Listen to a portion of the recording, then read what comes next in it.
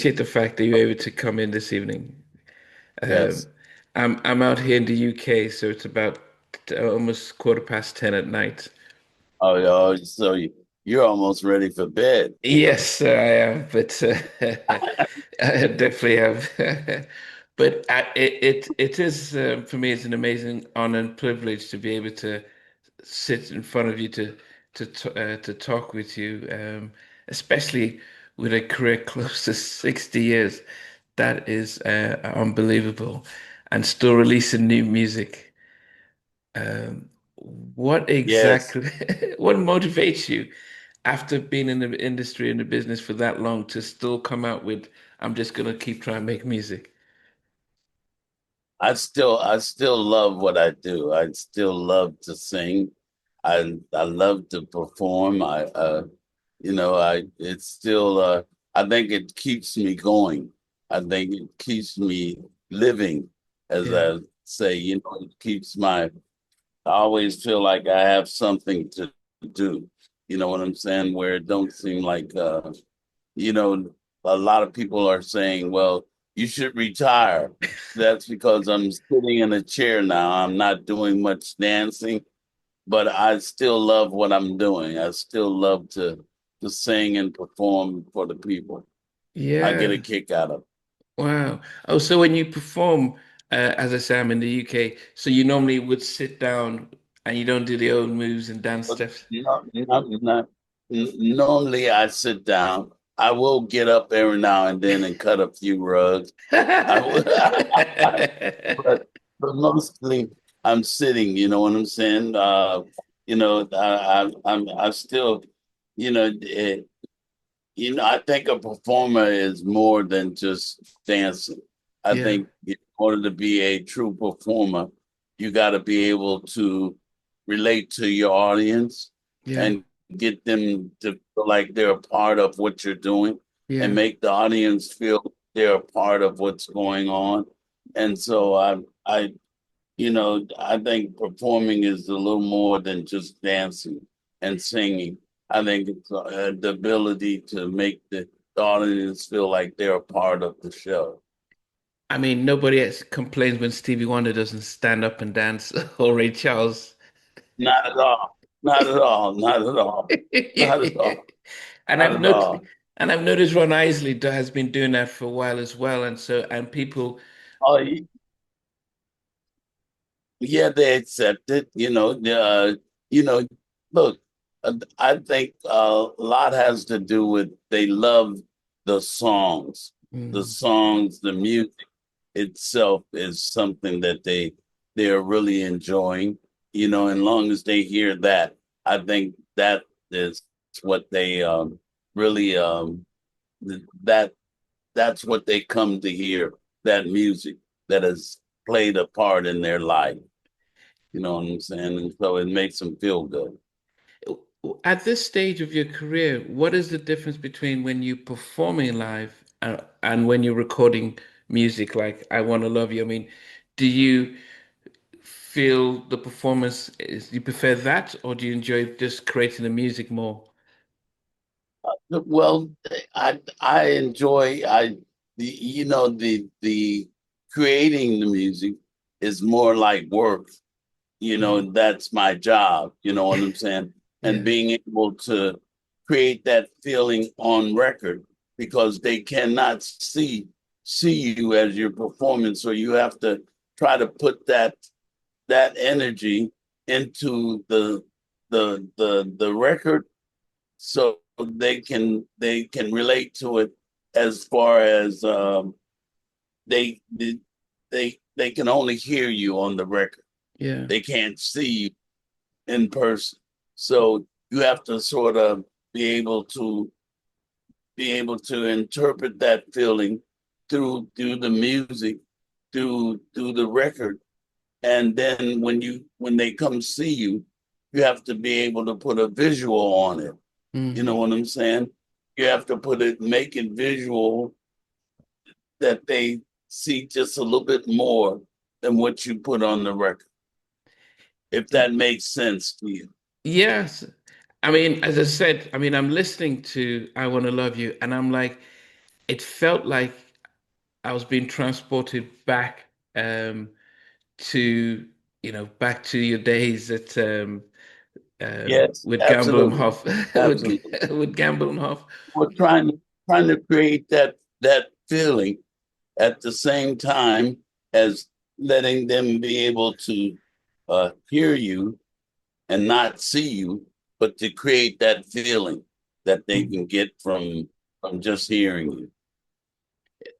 With this song, I Want to Love You, did you who did you get to with the producing and the writing? I wrote it. Wow. I uh, I did the writing. I did the music also. I produced it, but I got with the band that plays behind the OJs on our live performances. Yeah. Those are all the guys that I perform with on the regular on my show.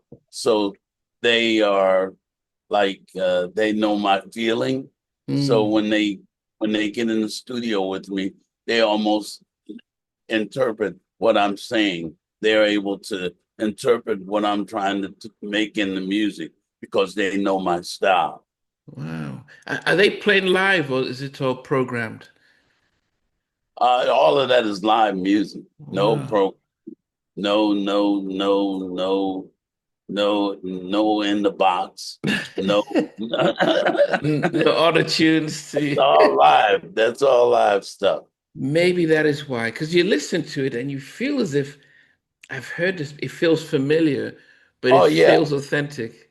Well, that was the object. That's the object is to make it feel like you've heard this before, and only this is just a step. How should I put it? This is now in 2025. You know, Oh, that was 1971, 72. You know, and so, but see, music never changes. It's mm, always the same. It's always, it's the feeling is always there's nothing new under the sun. So yeah. when you do it, you're only doing what you feel. And that's who I was in 1971. And that's who I am now in 2025. That's Wow. I'm still that person, only I'm older now. What one would say wiser as well. One would say wiser. The Is it longer to record the way you did with your live band compared to what people do now is quick beat tracks, get the vocals and chop it together? Is there a longer process? Yeah, no. Well, I think it's longer when you're doing it out of the box, when you're doing it with the machine, Mm, because you got to you got to try to create a live sound mm, from the machine and make it feel like that's musician band that playing it now. So yeah. you're trying to create a live sound from a machine. So I think it's a longer and harder process. You know what I'm Mm, saying? But yeah. you know, you, the, when you got live musicians, you got a lot of touches on the music. A Yeah. lot of people are touching the music now. You got Mm, a guitar player, you got a bass player, you got a piano player, and they're all touching that music. So their yeah. touch is on that music.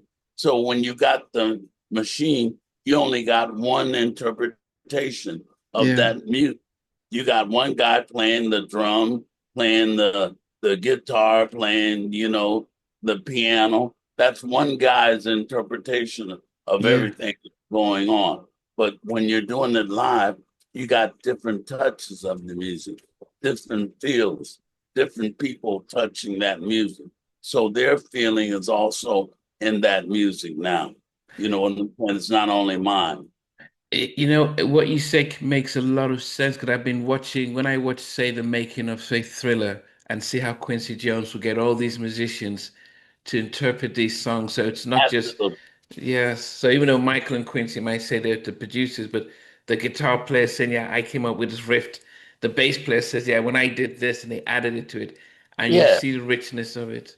absolutely. It's a like, and so you like when Michael and Quincy, you got to remember that Michael Jackson was a great influence on that music that Quincy was doing because he could hum and mimic a lot of those instruments, and that he made.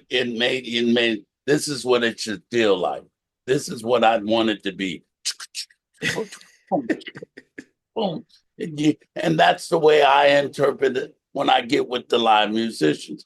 I say, this is what it should feel like. This is how the groove should feel. Mm. And so I'm humming it. I sound like I'm out of my mind, but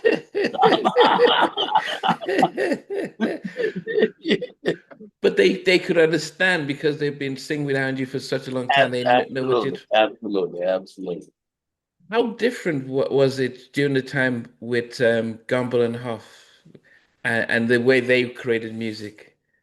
It was the well, you had Leon Huff who plays the piano.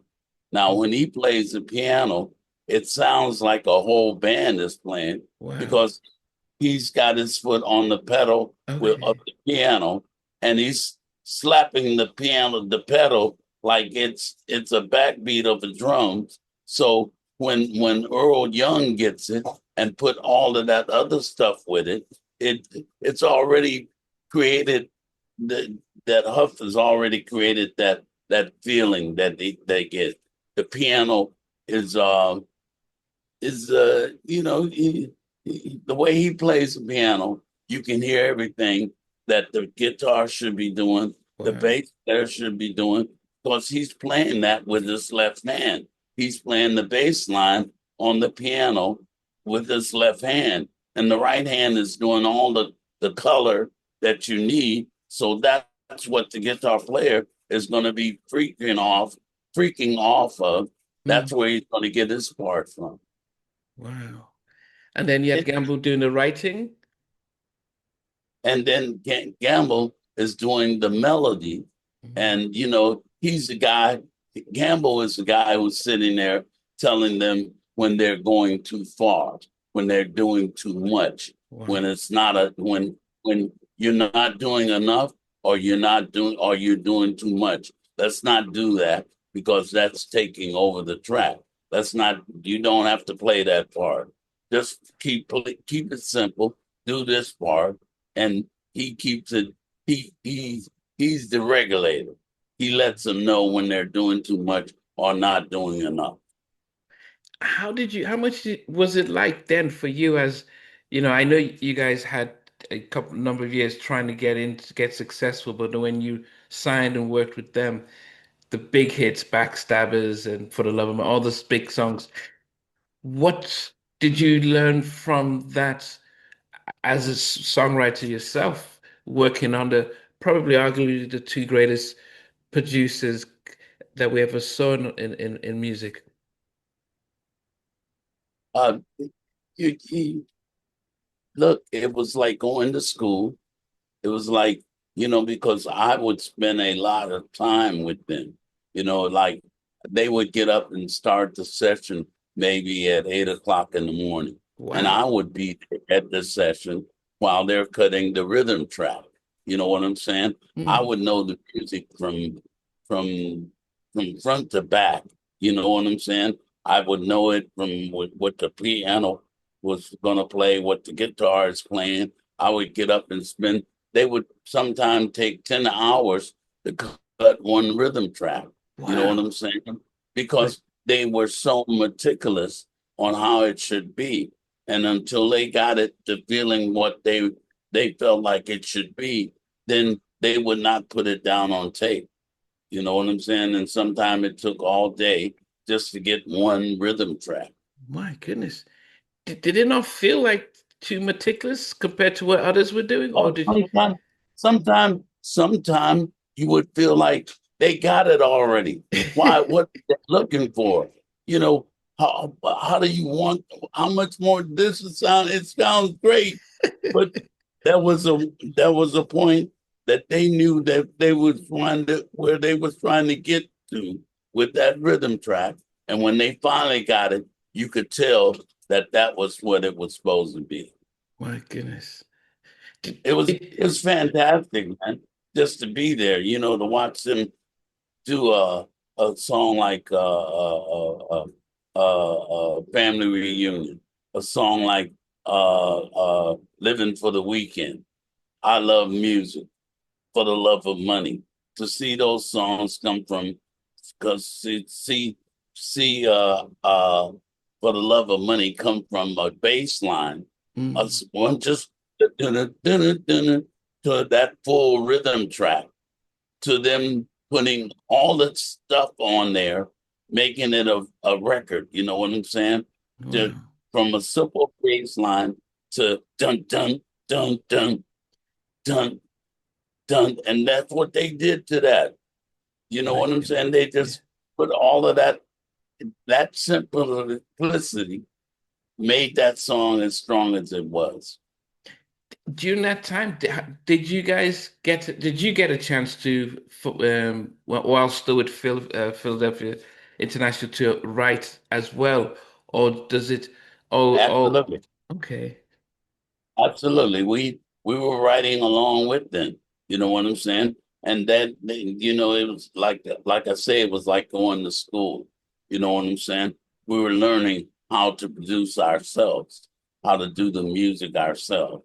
Like one of the songs that we did with them that I thought was really great was uh, Help Somebody Please. That was Okay. on one of those albums. Help somebody please.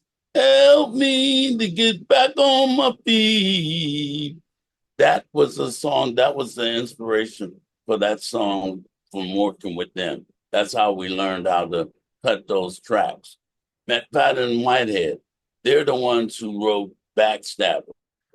Now Ah, remember, Gamble and Huff produced the music for Backstabbers, but mm, McFadden and Whitehead wrote the song, you know, um, but they were able to take their interpretation of that song to, you know, Gamble and Huff and do the music for that and made a smash out of it. wow, goodness. I'm very good friends with Kenny Whitehead. And when we think about Yeah, his late you father, know, the song "Ain't No Stopping Us Now" was mm, supposed to be for the OJs, but oh, McFadden and Whited felt like felt like no, we want to do this song ourselves.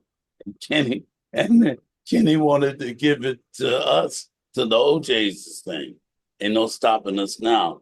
But McFadden and Whited, oh yeah, they was adamant about it. You know, no, we want to sing it ourselves. Don't do it. No, because they had given us backstabbers. They didn't oh, want to give us that. They wanted to do it. But Gamble had talked them into giving it to the OJs. But when they wrote Ain't No Stopping Us, they felt like, oh no, we're not giving it to them. We're gonna do that. Was it all friendly between both groups? Oh yeah, it was all friendly. You know, it was you know, hey, look, they wanted to do it. You know what I'm saying? And they were singers themselves. You know what I'm saying? That's why they was able to write like they did.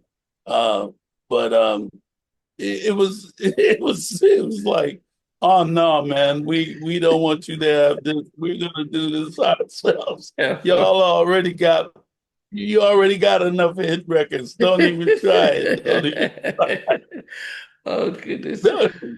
Were you guys competing with Motown, like the Temps and the Four Tops?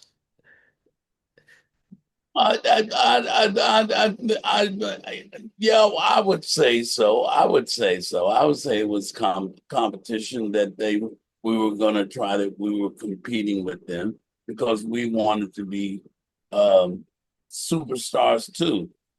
We wanted to have big records too, and Gambling Up wanted to be big as Motown. because that was the template for everybody who was trying to produce music. Motown was the map that Mm. you had to see what that's who you wanted to be. Yeah, I'd say we wanted to be, but I think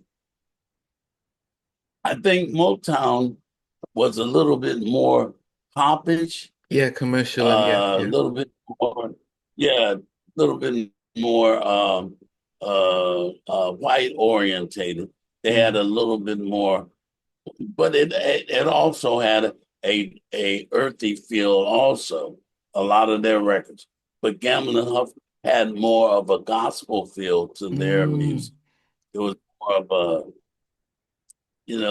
more church in their music, Okay, if okay. that makes sense to you. Yeah, But yeah, can you hear that?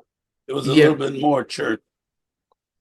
yeah. So I can imagine why Philadelphia International, the artist, would speak more to um well to the black community. I guess Motown started to make pop Yeah, stars, Diana Ross and Supremes, yeah, and yeah, stop in the name of love. All of that stuff was geared for, teenagers, all over the world, and more. It was white. They were it was they were able to digest it in the mm. white market a little bit.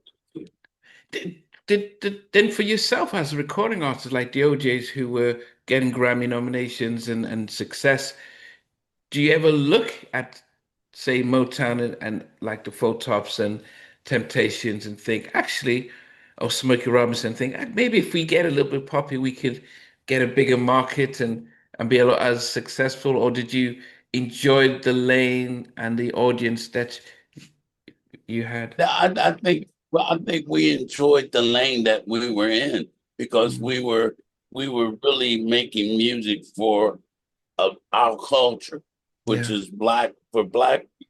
We were really designing that music, the love I lost, bad luck, and all of that. Uh, the Spinners with with Tom Bell, the Stylistics with Tom Bell and Linda Creed.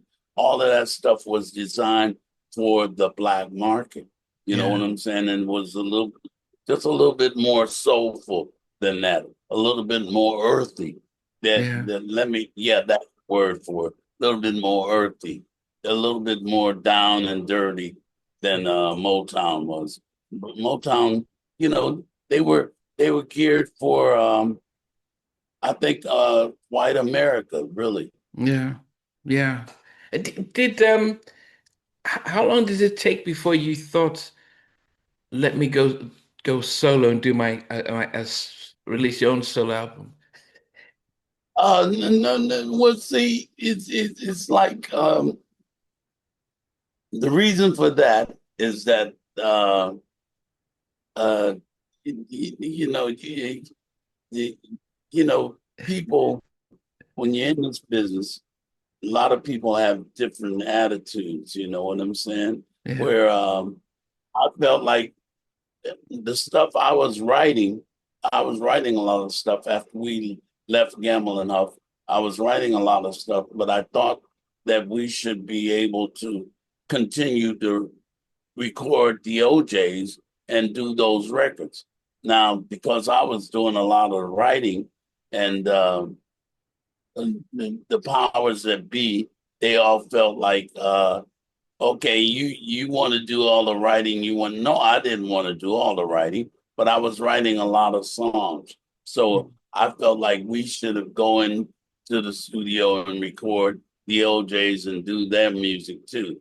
But other entities in there, they felt like you know, well, you know, they didn't want to go in, they didn't want to spend their money and go in and keep recording the OJs.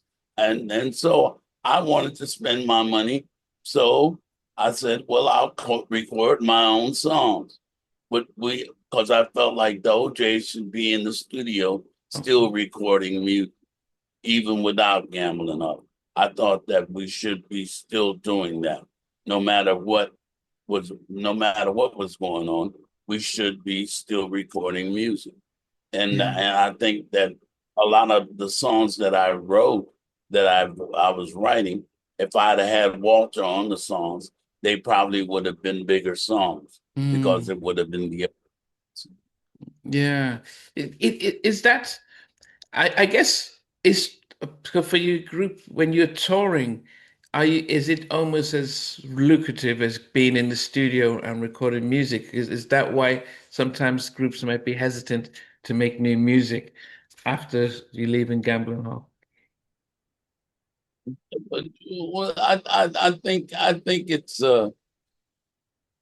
I really think it comes down to the business end of it. You know what I'm saying? Yeah, Uh, where you know some people are more into the creative end of the music. yeah. See, I've always into the creative end of the music. I've Mm, always been writing my own songs, wanting to produce my own songs. But you know, other people in the group are not as interested in that as I am. You know what I'm saying? yeah. But I'm part of the OJs, so I just felt like the OJs needed to record, needed to be in control of their recording. I felt like they should keep doing that, and that because there's a market for us. Mm, Um, when they don't do it, then I just felt like you know it was like some people are adventurous, man. Some people are not. You know what I'm yeah, yeah, yeah, saying? yeah, yeah. And so um, you gotta you know you gotta you know, I don't never I never think of myself as being a gambling huff, you know, because they were extraordinary and they were uh gambling huff and Tom Bell and Linda Creed, all of those people were extraordinary people and they did extraordinary thing as far as music's concerned. But I always felt like not being competing, but I always felt like if I keep doing it long enough, I will come up with something that somebody will really love and that can sell records too. Yeah. I mean, the fact that you're still using live musicians, all these years later shows that you actually took a lot of, you took the lessons from that and you're still using it today, Yeah, which is remarkable. yes, Yes. absolutely. Well, Uh, I still think the people who are able to use the drum machines and all of that stuff and sequence, I think they are geniuses too. Mm, I think in order to be a good a good rapper and create tracks that people will love and to do something over that's been done already and make a hit out of it, I think that takes special talent too. yeah. I think you have to be very talented to take something that's already been done and make it a hit again. Yeah. How do you divide your time between Eddie Levert, the solo artist, and the OJs? In 2025, how do you divide that time? It's becoming hard. It's becoming it's becoming a challenge. It's a challenge now because you know I'm being able. There are people who want to book me as Eddie Levert, and then people who want to still book the OJs. So now it's getting where it's conflicting. You know Wow. what I'm saying? I have I have to decide on whether I want to do this date as Eddie Levert or whether I want to do the OJ's date. So yeah, it's coming hard. It's becoming a chore now. It's being very testy, very testy.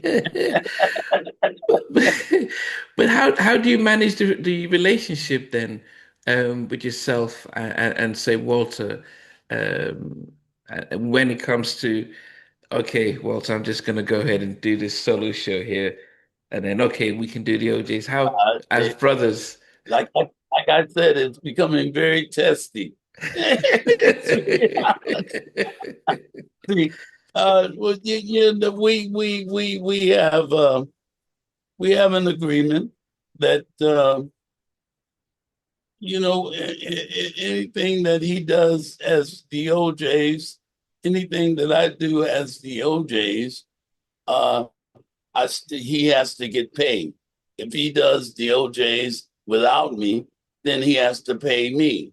And okay. so, but if I do things as Eddie Levert, I don't have to pay him.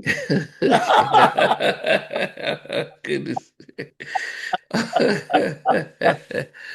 But you've been together for That, so, that's why that's why I say it's becoming testy. It's getting testy. It's oh my getting goodness. After almost for 60 years, it's still it's still like it's this. still testy. It's still testy. Still testy. When you look back at your career, what do you think would be some of the proudest moments that you would reflect on um, in your long decade of music? Um, one of the proudest moments just to have been with the OJs and brought them from obscurity to where they are now, and that they are able to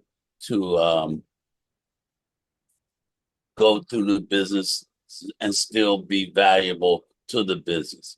But one of the greatest things that I achieved while I was doing this is that I was able to put my sons in the business and they became a success. You know what I'm saying? And that with Levert and all the things that Gerald Levert that did, you know, those those are that's a feather in my cap because those are things that I I made happen. You know what I'm saying? That I put into the game, and and they were successful. So you know, uh, it's like I tell people now. Everybody says, "Well, okay, Gerald Levert and Levert, and they were very successful." But I'm the guy who took those tapes around for 2 years on my dime, going from record company to record company, trying to put them into the game, and finally got it off when I finally ran into Hank Caldwell and Sylvia Rome, and I was able to get it off. That was 2 years later after I spent money flying all over the country trying to make that happen. But and I tell everybody needs to give me my credit. I deserve that credit. I did that. Yeah, yeah. I interviewed Mark Gordon a year ago, and he says exactly that. He talks about the big piano when he came to your house, and he spoke Yeah, about how you know were there to teach them the industry and the business, but also make the connections. So yeah, yeah. yeah, Because I for 2 years I ran with their tapes under my arm trying to sell them. A lot of people would tell me, they sound so much like the OJs. Why don't we put them on the shelf and and then bring them out? No, I don't want to do that. Come on, if they're gonna end my career, then so be it. You know what I'm saying? So, yeah, but I think there's room for both of us. You know yeah, what I'm saying? Because we the OJs are still talented. The Bird is talented in their own right. They're just a younger version of us. But I, I went through a lot of crap trying to get them started. You know what I'm saying? But when yeah, I finally got them on the way, it came to fruition that they were real, and the OJs are for real. yeah. I mean, and I think people may take it for granted that. how much you did it to help your sons and Mark. Because some parents are like, I'm focused on my career. If you want to get into this, go ahead and do it yourself.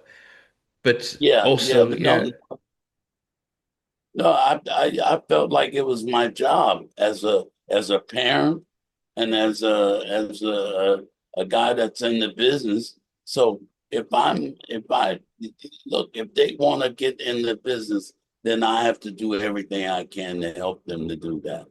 yeah. And it must have pleased you the fact that, especially with Gerald, probably he'll probably go down as one of our greatest R&B singers, Yes, but yes, songwriters yes, and producers. That must have made yes. surprised you that how well. I mean, as a producer, he was almost, he was one of the top ones that people forget to give him credit for. But it must have just amazed you how talented he was. Yeah, absolutely. I mean, he he he it was really a surprise to me that he was as great as he was as an entertainer. And a lot of people, they felt like but I still, like I tell them today, they say he was a great performer and a great singer, but I sung better than he did. The student can't Now, surpass the there master. probably going to be a lot of people. There are going to be a lot of people that's going to say, "What, he's out of his mind." You know what I'm saying? Yeah, but yeah, I spent a lot of time grooming him. I spent a lot of time showing him how to sing and how to use his voice. And he became into his own person. Mm, He finally found his own way, and became Gerald Levert. You know yeah, what I'm saying? But I yeah. groomed him to do that. I showed him how. So I still say I'm a better singer than he was. Yeah, of course. Plus, he came from you, so everything he has Yeah, came from yeah, you. absolutely, absolutely, absolutely. Oh, goodness. I need to. They need to give me my credit, man. I need my credit. No, Uh, oh yeah. What would you say would be your favorite album then from the ones you've done? I still think the Backstabbers album was one of the greatest albums that we've done. I still say that though that very first album, the Backstabbers. I think that was one of the greatest albums that we've ever done because every song on there was a hit. Every song on there could have been a smash. Yeah. You know what I'm saying? If they played it as a single, I think every song on that album could have been a hit.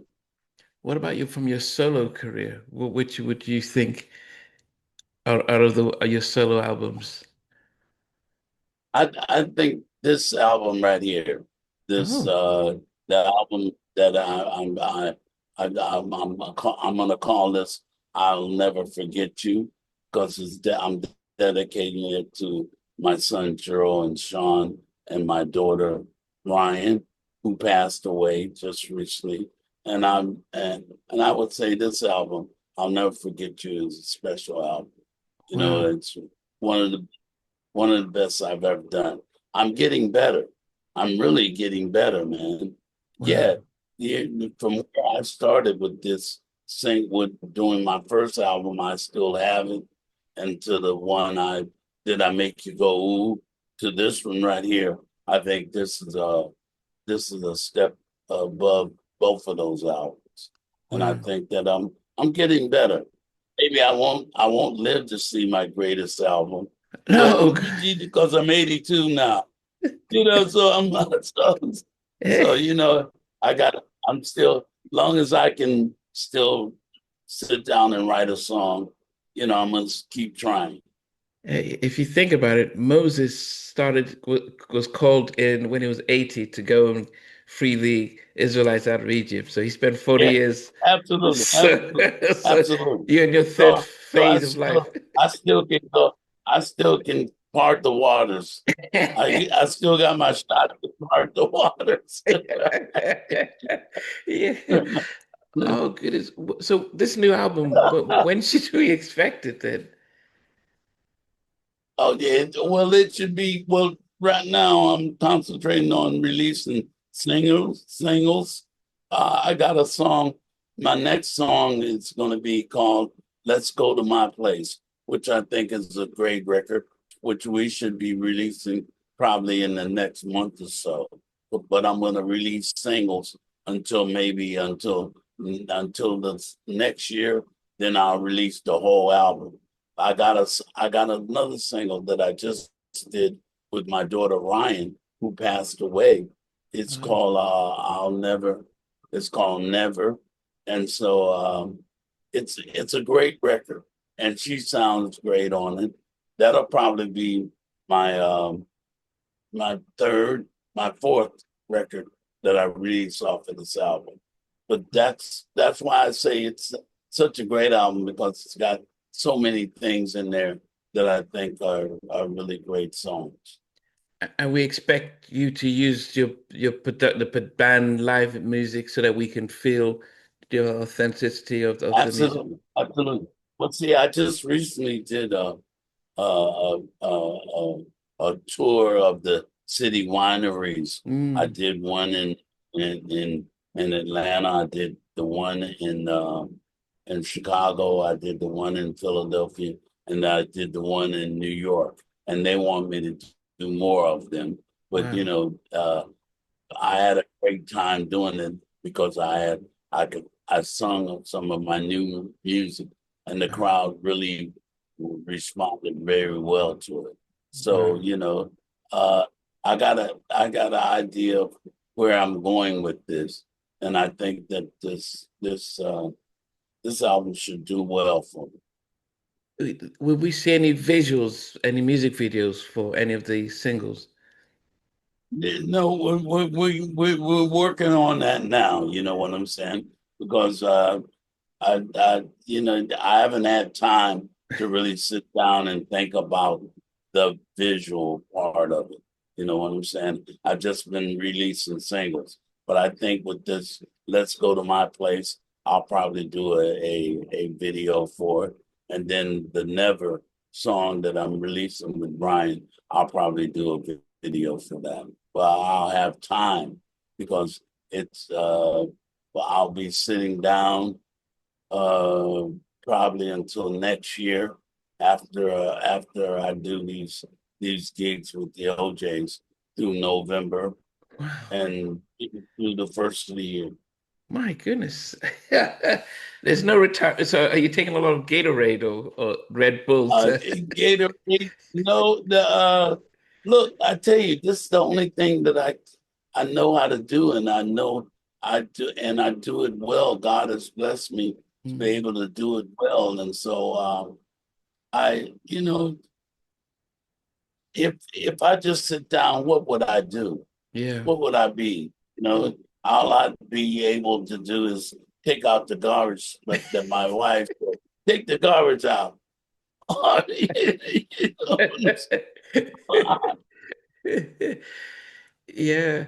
I would have wished you did a video for I Wanna Love You because I love the female backing vocals because it was very much of a throwback. And I had this image of you probably in a white tuxedo with your band, and you had the females singers just singing back to you, and then you had the audience almost like a city winery setup, and then you're just singing, and I just maybe the Cotton Club or something like that. It just felt like so. Thank you for the idea. I love it. I love the idea. Yeah, I'm not going to give you any credit for that, but but a great idea. That's a great idea. I like it.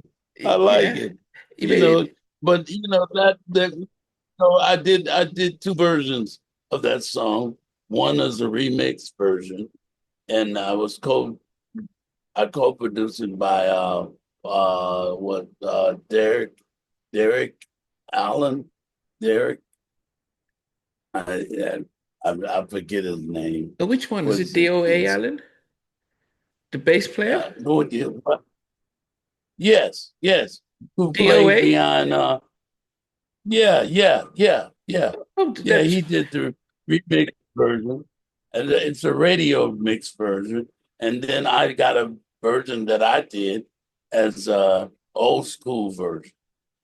oh, is that one out? I haven't heard that one. Which one do you have over there? Um, but I don't even know the difference then because I got the one Joe sent me and I didn't know if that was the original because it sounded old school and I didn't know if that Yeah, was I think that was the radio version. I think that's the one that DOA did. okay, Yeah. okay. Oh, Yeah. Yeah. And then I did the one that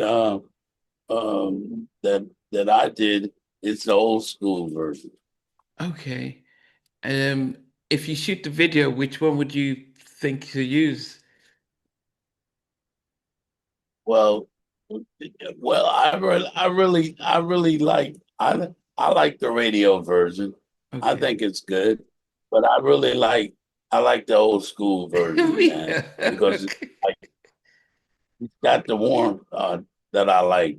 But I like what DOA did. I like it. I like this too. It was good. But I like my version better, man. Of course you did. Hey, we need to give you Don't your tell him I credit. said that. Don't tell him Okay. I said that. Don't tell him I Okay, said okay. that. No, Uh, I like DOA and he's an amazing character. Um, absolutely, yeah, absolutely. he's an amazing character. Well, I've kept you for a while, so just before I leave, I just need to find out from you, do you have an all-time favorite movie? All-time favorite movie. Yes. Well, I look. I have no look. If I didn't say this, I would be out of my mind. I like The Fighting Temptation. I love it. It was a great movie that we did with Beyonce and Cuba Gooding Jr., Mike Epps, Steve Harvey, uh, Angie Stone, Shirley Caesar. We all was in that movie. Melba Moore, and Ah, it was a fighting game, and it was a great movie. And we did a barbershop scene in there that that was really special that the OJs did in that movie. And my favorite movie, yeah, I'd have to say Fighting Temptations.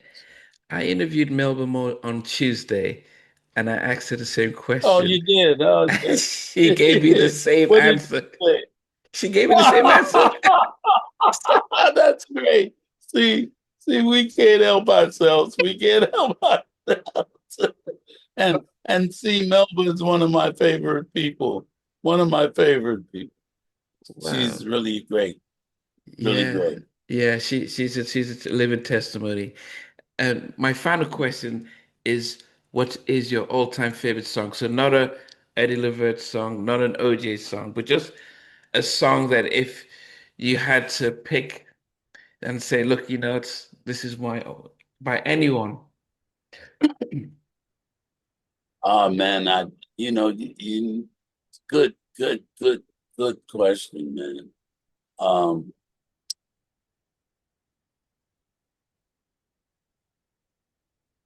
I really, it's between two people. I love Stevie Wonder. We did a song with him called "All I Do Is Think About You."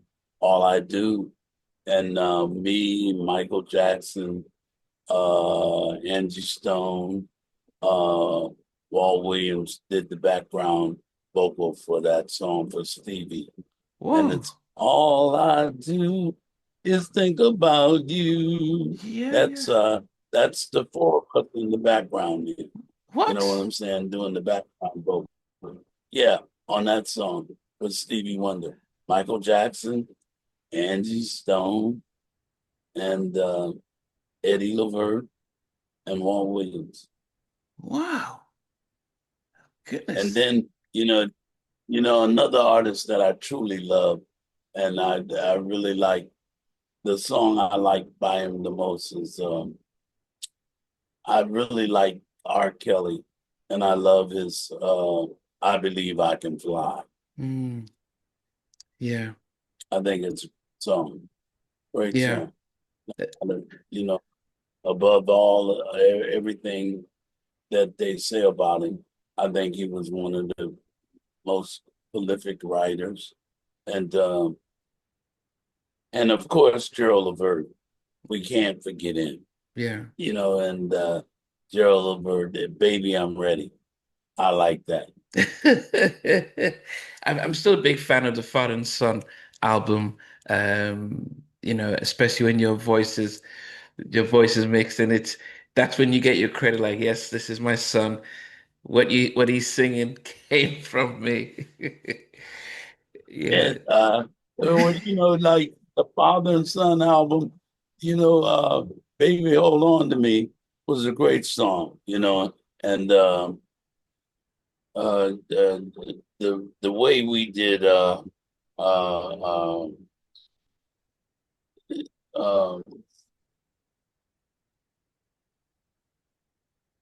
the way we did you know uh, what's the name of the song? I've lost it.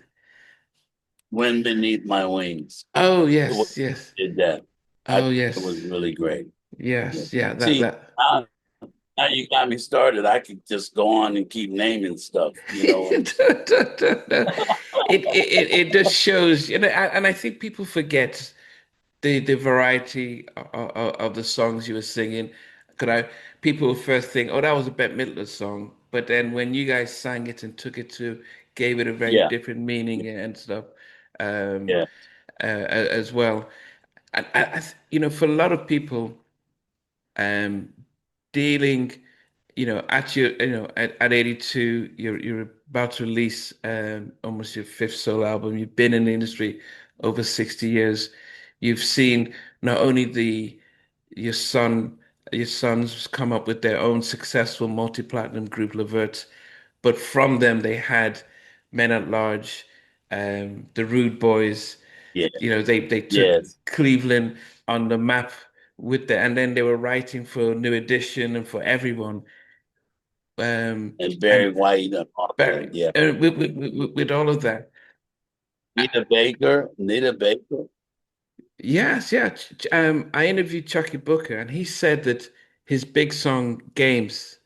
He said he came to record with Yes, Gerald, and Gerald was saying, why you wanna?" And then Chucky says, "Oh, that's it, playing games with me." And then that's how he said how how Gerald inspired the song, and they both came up with it. Um, absolutely, absolutely. and the And one thing, yes, sir. even when I see him now, they all those people. Gerald had a big effect on a lot of these people, man, that he wrote for. They they they loved him, and they really got a kick out of working with him. He was he was such a joy, and he was a great performer, man. I mean, I'm so I'm so proud of him. You know what I'm saying? There's words can't describe how proud I am of him. And Yeah. he he he made me seem like a genius. Hey, you are a Hall of Fame, Rock and Roll Hall of Famer inductee, both in the Grammys Hall of Fame. So it's not as if you just sang a few songs and you're never overshadowed by your children. In fact, they were always trying to catch up to what you guys achieved. Because the Vert's not in the Rock and Roll Hall of Fame, so there's a lot that you have achieved that they would have still strived up to. And I'm sure they're constantly always looking up to their father. Like I would always look up to my dad. Absolutely. Um, me and his relationship was one of admiration for one another because he uh, he always made me strive to be a little bit better than I was yesterday. And you know, our relationship was one of we we were always going to be father and son, doing our best for to make each other better. Yes. So we're looking forward to this new album, and especially as you said, it's going to be a tribute to your three children who sadly passed. People will always say, "How do you, as a father, manage, with all that has happened? What keeps you? How do you stay positive and still create?" I, I'm still I'm very much a believer in God, Mm, and that's where I get my strength from because He puts nothing on you that you can't handle, yeah, and through my belief, through my faith in Him, I'm able to get through those kind of those kind of issues. You know what I'm saying? Because um, I, that's where I get my strength from. That's where my belief and my strength comes from God and what He gives me. And that's it, man. That's my whole being. yeah, That's it. I'm I'm one of God's children, and I I live my life that way. And I will tell anybody and everybody that until the day I die. That's what that's what motivates me. That's amen. my Jesus was my Jesus was my when they say who was the person you wanted to be most like, and I would say Jesus.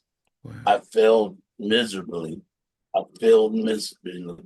I I you know I that's quite a job that I put on myself. I failed miserably, but that's my role model. amen. Well, so with that, there's nothing but to say thank you for being who you are, for being inspirational, for still being a creator, and for still showing that as long as your calling on this earth is still here, that you will still be shining and blessing us. Thank you very much, man. My pleasure. I look, I really enjoyed this. You know what I'm saying? And maybe I'll see you once I get to the UK, okay?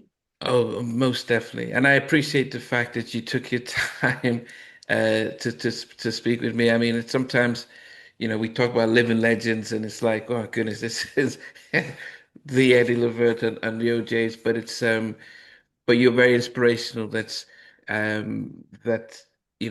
I can't wait to listen to the new music, and I hope people who when they watch this, especially people who are producers and songwriters, that they really take a leaf out of your book and go back and let musicians interpret the song. As you said, it's almost like you're adding more ingredients, and it's the difference between getting a ready meal and cooking from scratch with raw.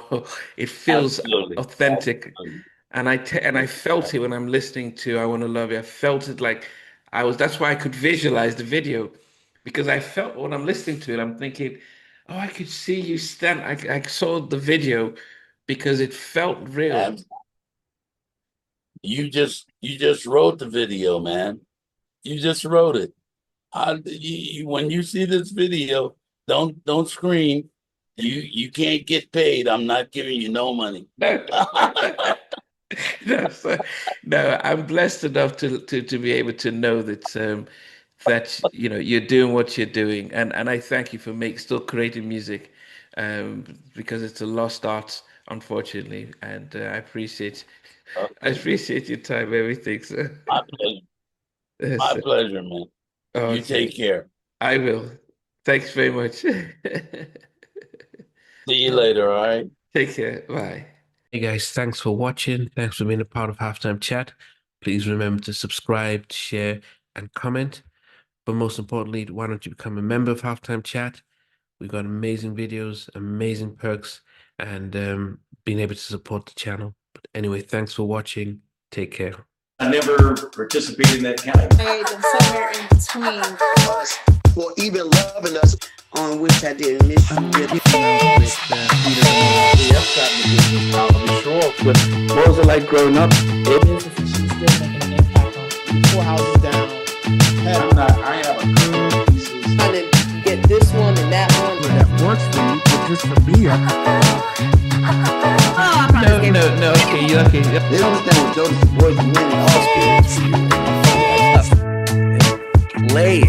And all these guys, they all work together. I mean, I love all different genres.